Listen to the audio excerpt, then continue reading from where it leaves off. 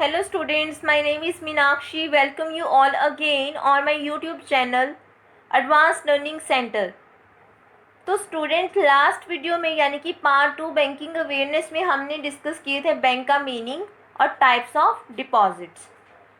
सो आज हम जो करेंगे बैंकिंग अवेयरनेस पार्ट 3 में हम डिस्कस करेंगे loans and advances of the bank. I hope कि लास्ट वीडियो आपको अच्छे से समझ आ गया होगा। तो मैं आगे डिस्कस करने लगी हूँ लोन्स एंड एडवांसेस। अब देखो, सबसे पहले तो इसमें डिफरेंस बताऊंगी कि लोन्स एंड एडवांसेस में क्या डिफरेंस है। अब देखो, जो लोन्स है वो शॉर्ट टर्म भी होते हैं और लॉन्ग टर्म भी होते हैं लोन्स। अब देखो, कुछ कंपनीज जो है वो शॉर्ट टर्म लोन्स भी ले सकती है और कुछ जो है वो लोग भी जो है पीपल जो है वो भी अवेल कर सकते हैं लोन फैसिलिटी। अब देखो, जो लोन्स है वो लॉन्ग टर्म भी है, शॉर्ट टर्म भी है। लॉन्ग टर्म लोन्स का मतलब है कि वो लोन्स जिसका time period more than 1 year है उसको हम बोलते हैं लॉन्ग टर्म लोन्स। ठीक है। और जो पीरियड 1 ईयर से कम या 1 ईयर अप टू 1 ईयर है उसको हम क्या बोलेंगे, शॉर्ट टर्म लोन्स। अब ये तो थी लोन्स की टाइप्स। आगे हम डिस्कस करेंगे एडवांसेस। एडवांसेस जो होते हैं वो सिर्फ शॉर्ट टर्म होते हैं, ना कि लॉन्ग टर्म। ठीक है। लोन्स दोनों है, लॉन्ग टर्म शॉर्ट टर्म, और जो एडवांसेस है वो क्या है, सिर्फ शॉर्ट टर्म। अब देखो, सबसे पहले इसकी एडवांसेस जो है वो कितनी तरह के हैं, उसके कितनी टाइप्स हैं, तो वो है 3। सबसे पहला आ गया बैंक ओवरड्राफ्ट, उसके बाद आया कैश क्रेडिट, और थर्ड टाइप है बिल डिस्काउंटेड। तो सबसे पहले डिस्कस करेंगे कैश क्रेडिट। तो गाइस देखो, लिखा है cash credit is an arrangement whereby the bank allows the borrower to draw the amount up to a specified limit. अब जो कैश क्रेडिट है ये जनरली इसमें क्या है कि हम अगर मैं सबसे पहले से डिस्कस करती हूँ बैंक ओवरड्राफ्ट, इसके बाद हम डिस्कस करते हैं कैश क्रेडिट, फिर आपको डिफरेंस जो है वो दोनों में समझ आ जाएगा। सबसे पहले बैंक ओवरड्राफ्ट की स्लाइड पे चलते हैं। अब देखो, bank overdraft, overdraft is a credit facility granted by the bank to its customers. ठीक है। ओवरड्राफ्ट फैसिलिटी क्या है, सपोज मेरे बैंक में 1 लाख है पर मुझे पैसे की ज़रूरत है 1 लाख या 1,50,000 की, पर मेरे अकाउंट में कितना पैसा है, 1 लाख। बट ओवरड्राफ्ट फैसिलिटी, एक बात हमेशा याद रखना कि सबसे पहले जो ओवरड्राफ्ट फैसिलिटी है वो किसको मिलती है, वो मिलती है सिर्फ करंट अकाउंट्स को। इसके केस में एक्सेप्शन भी है, वो भी हम डिस्कस करेंगे। जो बैंक ओवरड्राफ्ट फैसिलिटी है उसके लिए हमेशा किसको फैसिलिटी मिलेगी, बिजनेसमैन को, जो कि अपना करंट अकाउंट ओपन कराते हैं। ठीक है। अब मैं एक बिजनेस वूमेन हूँ, सपोज मेरे को पैसे की ज़रूरत है और मेरे अकाउंट में 1 लाख पैसा है और मेरे को ज़रूरत है 1.5 लाख की। तो मैं क्या करूँगी, मैं अपने बैंक को बोलूँगी कि मुझे जो है एज अ ओवरड्राफ्ट फैसिलिटी मुझे प्रोवाइड की जाए, क्योंकि मेरा करंट अकाउंट है। तो आप मेरे को 50,000 जो है एज अ ओवरड्राफ्ट मुझे दे दो, ताकि मैं अपना पर्पस जो है वो अचीव कर सकूँ। तो बैंक जो है वो क्या करेगा, ठीक है, एज अ ओवरड्राफ्ट फैसिलिटी मुझे क्या करेगा, 50,000 जो है, यानी कि मैं अब कितना पैसा विड्रॉ कर सकती हूँ, 1,50,000। अब देखो, एक तो है सेंशन लिमिट जो कि मुझे 1.5 लाख दे दी। सपोज करो मुझे 1.5 लाख की नहीं, अब मुझे ज़रूरत है 1,20,000 की, सिर्फ पैसे की ज़रूरत है। बैंक ने तो मुझे 50,000 दे दिया एज अ ओवरड्राफ्ट, अब मेरी मर्जी कितनी है, चाहे मैं 20,000 विड्रॉ करूँ चाहे मैं 50,000 विड्रॉ करूँ, पर मुझे कितनी ज़रूरत है एक्स्ट्रा पैसे की, 20,000 की। तो मैंने विड्रॉ कर लिया 1,20,000। अब देखो, जो इंटरेस्ट है, ऑफकोर्स बैंक ओवरड्राफ्ट क्या है, एज अ लोन मुझे मिला है। ठीक है। तो 20,000 एज ए लोन मुझे मिला है, तो इंटरेस्ट जो है वो भी तो उसी पे चार्ज करेंगे ना वो। बैंक ओवरड्राफ्ट एक फैसिलिटी मिली है मुझे, तो बैंक जो है उसके ऊपर इंटरेस्ट चार्ज करेगा। तो वो किसके ऊपर चार्ज करेगा, 20,000 के ऊपर, जितना पैसा मैंने विड्रॉ किया है, ना कि सेंशन लिमिट पे। कितनी बैंक ने मेरे को सेंशन लिमिट दी है उसके ऊपर जो है इंटरेस्ट नहीं चार्ज होगा, यानी कि 50,000 के ऊपर इंटरेस्ट नहीं चार्ज होगा। इंटरेस्ट जो है वो 20,000 के ऊपर चार्ज होगा। ठीक है। तो सेकंड पॉइंट जो है, एक तो ये मैंने बताया था कि it's a short term source of finance. A customer who has current account with a bank is allowed to withdraw more than the amount of credit balance in his account। वही सेम, बैंक में पैसा 1 लाख और मैंने कितना withdraw करवाना था 20,000 above it's limit. चाहे कि मैंने पहले 50,000 की फैसिलिटी ले ली थी, लेकिन मुझे कितनी ज़रूरत पड़ी 20,000 की, तो यानी कि बैंक से मैं पैसा जो है वो कैसे जितना मेरे अकाउंट में क्रेडिट है उससे ज़्यादा मैं निकलवा सकती हूँ। उसको मैं क्या बोलूँगी, बैंक ओवर ड्राफ्ट। अब देखो इस केस में एक्सेप्शन है, मैंने बोला कि इसमें जो करंट अकाउंट ओपन कराएंगे उसी को ये फैसिलिटी मिलेगी। लेकिन कुछ लोग ऐसे हैं जिन्होंने अपना जो अकाउंट है वो ओपन किया था प्रधानमंत्री जनधन योजना के अकॉर्डिंगली, तो अब उनको कितना एज अ ओवरड्राफ्ट फैसिलिटी जो है प्रोवाइड की जाएगी, ₹10,000 की as a bank overdraft facility उन लोगों को प्रोवाइड की जाएगी। So guys move to the next slide. अब डिस्कस करते हैं कैश क्रेडिट। अब देखो मैंने बैंक ओवरड्राफ्ट बता दिया, सेम ही है वैसे, इनमें कोई ज़्यादा फ़र्क नहीं है। ठीक है, अब देखो ये क्या है कि इंटरेस्ट जो है वो अब इसमें जो है ज़रूरी नहीं है कि करंट अकाउंट ओपन करना पड़ेगा आपको।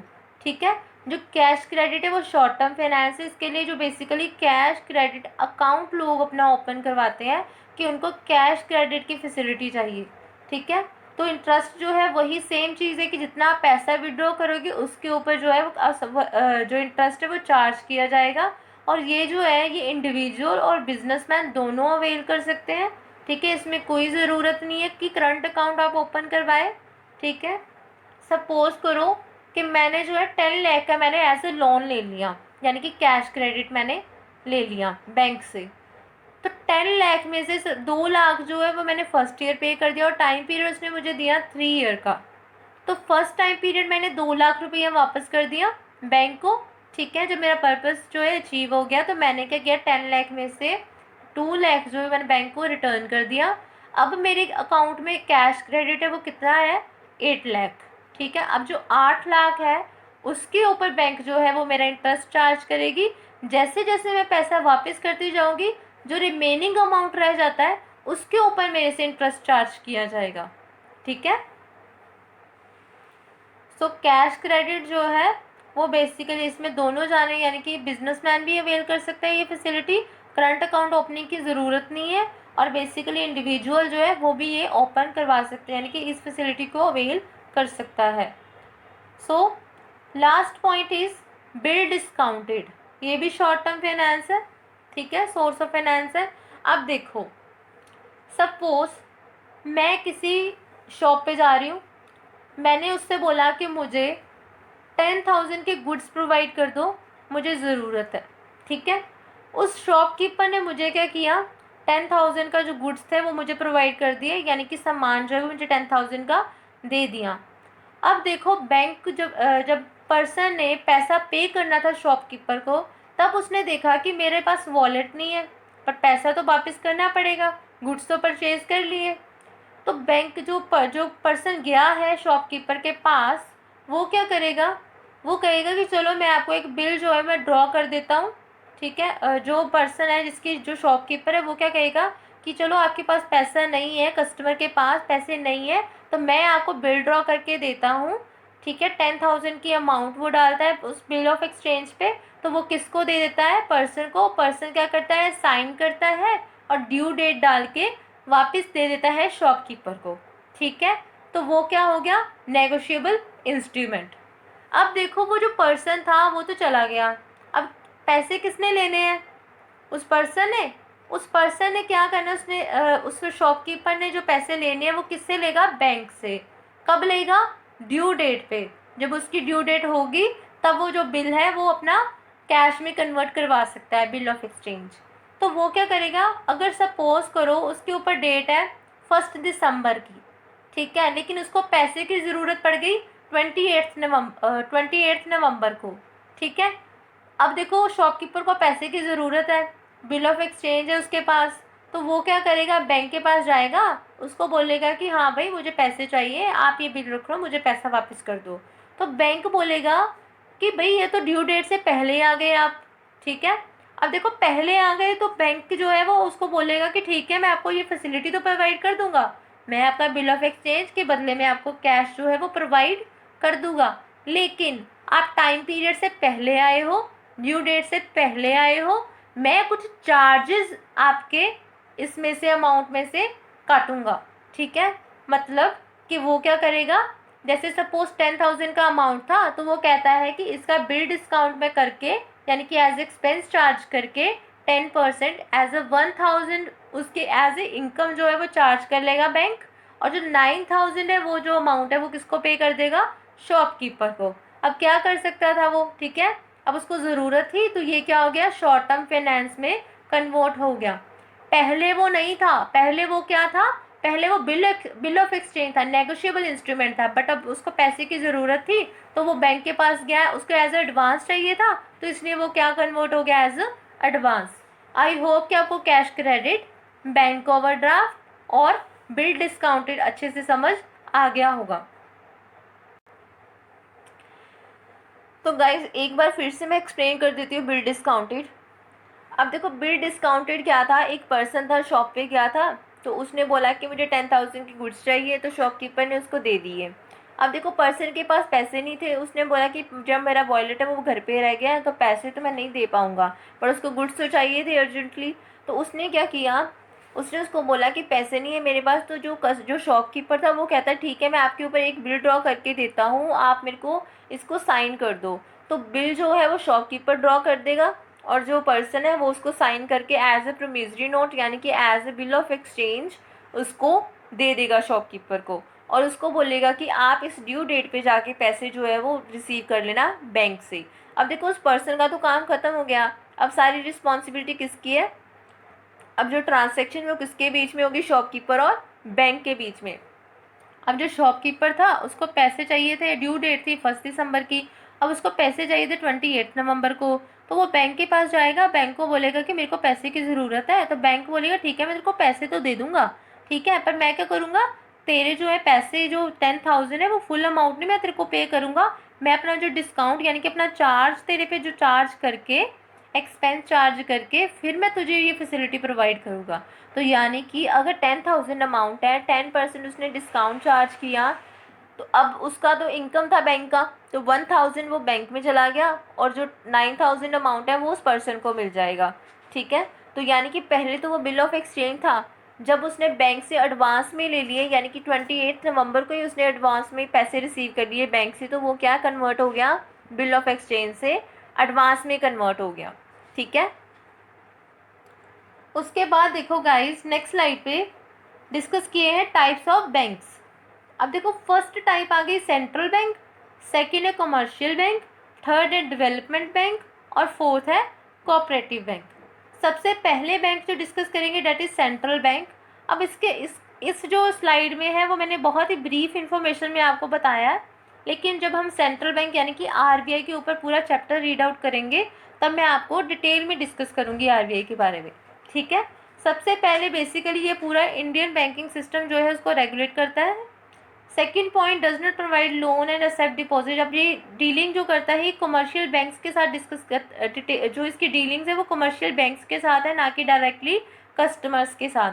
अगर कमर्शियल बैंक को कभी भी लोन की ज़रूरत पड़ती है तो वो हेल्प किससे लेते हैं, आरबीआई से, ठीक है। अब थर्ड पॉइंट है supervision of all the banks. अब थर्ड वो क्या फंक्शन परफॉर्म करता है कि वो सुपरवाइज करता है सारे के सारे बैंक्स की फंक्शनिंग को, ठीक है, कोई एथिकली रॉन्ग तो नहीं कर रहा, तो इसी वजह से सारा काम जो है वो आरबीआई देखता है रेगुलेट करने का, ठीक है, सुपरविजन करने का, और हर एक जो करेंसी कंट्रोल करना, नोट्स इशू करना, ये सब हम डिस्कस करेंगे आरबीआई के चैप्टर में। उसके बाद जो सेकेंड टाइप है that is commercial bank. Commercial bank वो है जैसे नॉर्मल बैंक है उसको हम कमर्शियल बैंक्स बोलेंगे। कमर्शियल बैंक जो है बेसिक इन्वेस्टमेंट प्रोडक्ट्स प्रोवाइड करता है कस्टमर को, जैसे कि मैंने आपको अभी जो पिछला जो लास्ट वीडियो था उसमें करवाया था कि saving account, fixed account, recurring account और करंट अकाउंट, ठीक है। तो वही सेम है कमर्शियल बैंक, ये फैसिलिटीज़ प्रोवाइड करता है, ग्रांट करता है loans advances to the customers. अब जो कमर्शियल बैंक्स है वो दो पार्ट्स में डिवाइडेड है, फर्स्ट है शेड्यूल बैंक्स और एक सेकंड है non schedule banks. Schedule banks are those which are listed in second ई schedule of the RBI act 1934। Schedule banks वो है जो सेकंड ई शेड्यूल जो है आरबीआई एक्ट 1934 का, उसमें लिस्टेड है, उनको क्या बोलते हैं, शेड्यूल बैंक्स। शेड्यूल बैंक्स जो है वो आगे 3 टाइप्स के हैं, public sector banks, private sector banks, foreign banks. अब जो पब्लिक सेक्टर बैंक्स है इनको एज ए नेशनलाइज्ड बैंक्स भी बोलते हैं। इसमें क्या होता है, जो मेजर पार्ट ऑफ जो स्टेक है वो किसके हाथ में है, वो किसके जो इन हैंड्स है वो है गवर्नमेंट के, यानी कि जो गवर्नमेंट है उसका होल्ड रहता है पब्लिक सेक्टर के ऊपर। ठीक है, ज़्यादा इन्वेस्टमेंट जो है वो गवर्नमेंट की है, ना कि प्राइवेट सेक्टर की, प्राइवेट एंटिटीज़ की। ये तो था पब्लिक सेक्टर बैंक्स। इस टाइम पे अगर पूछा जाए कि पब्लिक सेक्टर बैंक्स कितने हैं, तो वो है 12। पहले 27 थे, फिर 21 हो गए, अब कितने हैं, 12। आगे देखो प्राइवेट सेक्टर बैंक्स, वो बैंक्स जिसमें 51% जो है वो किसका है, प्राइवेट इंडिविजुअल का, नॉट ऑफ द गवर्नमेंट, उसको बोल लेंगे private sector banks. Public sector जैसे एसबीआई, ठीक है, पंजाब नेशनल बैंक, और प्राइवेट सेक्टर जैसे आईसीआईसी बैंक, एचडीएफसी बैंक। ठीक है, फॉरेन बैंक्स वो है जो रजिस्टर्ड है फॉरेन में, जिनकी रजिस्ट्रेशन कहाँ है, फॉरेन की ब्रांच में, उनके हेडक्वार्टर जो है वो भी फॉरेन में ही है, उनकी रजिस्ट्रेशन भी फॉरेन में हुई है, लेकिन उनकी जो ब्रांच है वो कहाँ पे है, इन द होम कंट्री, यानी कि इन इंडिया, तो हम उसको क्या बोलेंगे, फॉरेन बैंक्स। ठीक है, so move to the next slide. अब देखो सेकंड जो स्लाइड है इसमें क्या लिखा गया है, इसमें लिखा है नॉन शेड्यूल्ड बैंक्स।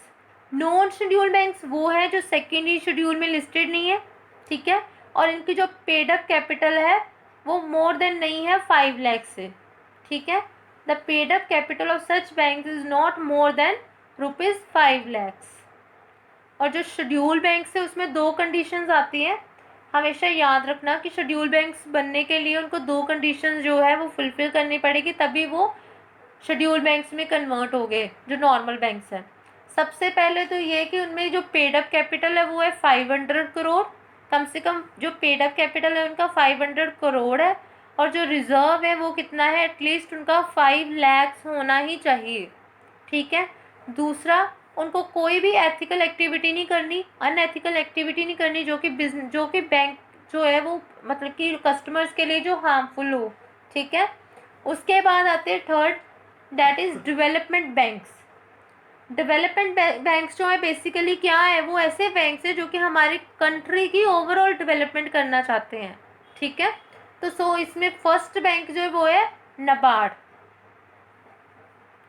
अब इसके ऊपर बहुत क्वेश्चंस आते हैं बैंकिंग के एग्जाम्स में।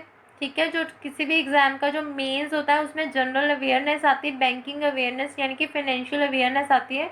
तो इसमें ऐसे क्वेश्चंस आते हैं कि जो नाबार्ड है वो कब जो था इस्टेब्लिश किया गया था, या उसका हेडक्वार्टर आपसे पूछ सकते हैं। अब देखो नाबार्ड की फुल फॉर्म क्या है, national bank for agriculture and rural development. It is an apex development financial institution in India. The bank has been entrusted with the matters concerning policy planning and operations in the field of credit for agriculture and other economic activities in rural areas. Basically इनका main जो focus था वो था कि rural areas को promote करे, उनको develop करे। ठीक है, और जो एग्रीकल्चर है उसको प्रमोट करे। एग्रीकल्चर में जो फार्मर्स हैं अगर उनको पैसे की ज़रूरत है तो उनको पैसा प्रोवाइड किया जा सके, बेसिकली इसके लिए फॉर्म किया गया था। अब इसकी इस्टेब्लिशमेंट कब की गई थी, इसकी इस्टेब्लिशमेंट हुई थी 12 जुलाई 1982, और जो इसका हेडक्वार्टर था वो कहाँ है, मुंबई में। ये तो था फर्स्ट बैंक जो डेवलपमेंट बैंक है। उसके बाद जो सेकंड है that is EXIM bank. EXIM bank का मतलब है एक्सपोर्ट इंपोर्ट बैंक। बेसिकली इनका जो मेन जो पर्पस है वो होता है कि ट्रेडिंग को प्रमोट करना। जो इंपोर्ट एक्सपोर्ट करते हैं हम बिजनेस वाइज, उसको क्या करना और प्रमोट करना। अब इस बैंक का जो था इस्टेब्लिशमेंट हुआ था 1 जनवरी 1982 को, और जो इसका हेडक्वार्टर है वो कहाँ पे है, मुंबई में। उसके बाद जो थर्ड है वो है सिडबी, यानी कि small industries development bank of India. Small industries bank जो मेनली फोकस करता है financing, promotion and development of the micro small medium enterprises, यानी कि जब भी इनको फाइनेंस की ज़रूरत पड़ती है, जो माइक्रो स्मॉल मीडियम एंटरप्राइजेस हैं, इनको फाइनेंस की जो है वो इनकी रिक्वायरमेंट्स को फुलफ़िल करता है सिडबी। ये बेसिकली इन्हीं के लिए बनाया गया था सिडबी, ठीक है। So bank assist MSMEs to get funds for development, commercialisation, marketing of the innovative technologies and products. अब इसकी इस्टेब्लिशमेंट कब की गई थी? 2 अप्रैल 1990। अब इसका हेडक्वार्टर कहाँ पे है? लखनऊ। सबसे पहले किया था नबार्ड, जिसका हेडक्वार्टर कहाँ पे था? मुंबई। एग्जिम, जिसका मुंबई। थर्ड है सिडबी, जिसका हेडक्वार्टर कहाँ पे है? लखनऊ। Next slide. अब देखो फोर्थ जो है वो नेशनल हाउसिंग बैंक है। बेसिकली ये अपेक्स इंस्टीट्यूशन है जो कि हाउसिंग लोन प्रोवाइड करता है। नेशनल हाउसिंग बैंक ये क्या है? Government of India owned entity है, मतलब कि ये गवर्नमेंट एंटिटी है। इस्टेब्लिशमेंट हुई थी इसके 9 जुलाई 1988 में। ये बहुत इंपॉर्टेंट है, हर एक बैंक की इस्टेब्लिशमेंट और headquarter is very important from the paper point of view. अब इसका हेडक्वार्टर कहाँ पे है? न्यू दिल्ली में। अब उसके बाद लास्ट जो था, अब देखो कई बार क्वेश्चन आ जाता है कि फर्स्ट डेवलपमेंट बैंक कौन सा था, तो first development bank is India industrial financial corporation of India. ये कब इस्टेब्लिश किया गया था? 1 जुलाई 1948। तो ये था ओल्डेस्ट डेवलपमेंट बैंक, ठीक है। तो इसकी इस्टेब्लिशमेंट पूछ सकते हैं आपसे, इसकी फुल फॉर्म पूछी जाएगी, हो सकता है इसका हेडक्वार्टर भी पूछा जाए। तो इसका हेडक्वार्टर कहाँ पे है? न्यू दिल्ली में। तो यानी कि नेशनल हाउसिंग बैंक और जो industrial financial corporation of India है उसका कहाँ पे है हेडक्वार्टर? न्यू दिल्ली में। So last slide, that is cooperative banks. Cooperative banks का बेसिकली जो मेन जो पर्पस है वो है जो वीकर सेक्शन है, यानी कि जो पुअर पीपल है उनकी हेल्प करना, ठीक है। सो whose main objective is to provide financial assistance to the economically weaker sections of the society। ये जो बैंक है ये रजिस्टर्ड है कोऑपरेटिव सोसाइटीज एक्ट के अंडर, ठीक है। 3 तरह के कोऑपरेटिव बैंक्स हैं। सबसे पहले है प्राइमरी क्रेडिट सोसाइटीज। ये जो है ये विलेज लेवल और टाउन लेवल के ऊपर फॉर्म किए जाते हैं, यानी कि ये अपना वर्क जो है वो टाउन लेवल और विलेज लेवल तक ये ऑपरेशंस परफॉर्म करते हैं। सो ये लिमिटेड है very to a very small area. उसके बाद जो डिस्ट्रिक्ट सेंट्रल और कोऑपरेटिव बैंक्स हैं ये डिस्ट्रिक्ट लेवल पे काम करते हैं। ये लिंक बिटवीन करते हैं प्राइमरी क्रेडिट सोसाइटीज़ के बीच में और स्टेट कोऑपरेटिव बैंक्स के बीच में। उसके बाद लास्ट स्टेट कोऑपरेटिव बैंक्स। जो स्टेट कोऑपरेटिव बैंक्स हैं ये बेसिकली स्टेट लेवल के ऊपर फंक्शंस परफॉर्म करते हैं, ऑपरेट करते हैं। तो ये जो है वो लार्जर यानी कि ये biggest forms of cooperative banks है। तो आपसे पूछा जा सकता है कि biggest forms of cooperative banks क्या है, तो वो है स्टेट कोऑपरेटिव बैंक्स। कितनी तरह के हैं? 3 तरह के हैं, 3 टाइप्स है कोऑपरेटिव बैंक्स की, ठीक है। तो गाइज इसमें मैंने आपसे क्या डिस्कस किया? लोन्स एंड एडवांसेस और types of bank. I hope it will be also very helpful for you. So kindly subscribe my channel Advanced Learning Center and press bell icon to get all the notifications for further upcoming videos. So guys, have a great day. Take care. Bye bye.